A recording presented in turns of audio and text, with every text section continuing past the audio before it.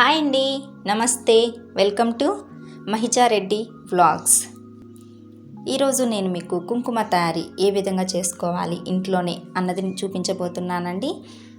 చాలా సింపుల్ అండి. మీరు కూడా ఈ విధంగా తయారు చేసుకున్నారంటే ఇంకొకసారి బయట కొనడానికి అంతగా ఇష్టపడరు, ఎందుకంటే అంత బాగుంటుంది కాబట్టి.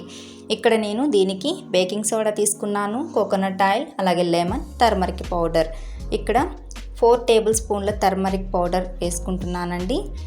దీనికి గాను నేను 1/2 స్పూన్ బేకింగ్ సోడా వాడుకుంటున్నాను. అలాగే 1 టేబుల్ స్పూన్ లెమన్ జ్యూస్ అండి, ఇందులో గింజలు లేకుండా నిమ్మరసం తీసుకున్నాను. ఇలా కలుపుకున్న తర్వాత ఇందులోకి 1 స్పూన్ కోకోనట్ ఆయిల్ తీసుకున్నానండి.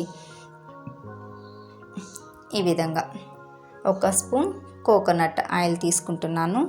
ఇది బాగా కలుపుకునేసేయాలండి, మొత్తం బాగా మిక్స్ అయ్యేలాగా కలుపుకున్న తర్వాత దీన్ని ఇంకా తీసుకెళ్ళి ఎండలో పెట్టేయడమేనండి. ఈ విధంగా మంచి ఎండ తగిలే చోట పెట్టుకోవాలండి. మినిమం ఒక 7 గంటలు 7 అవర్స్ అయినా మనం ఎండలో పెట్టుకోవాలి. ఎండలో పెట్టుకోవడం వల్ల ఇది మంచి కలర్ అనేది వస్తుంది.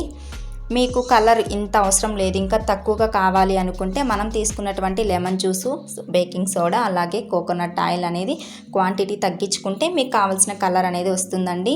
అంతే, చూసారా, ఇప్పుడు నాకు కావాల్సిన కలర్ వచ్చేసింది.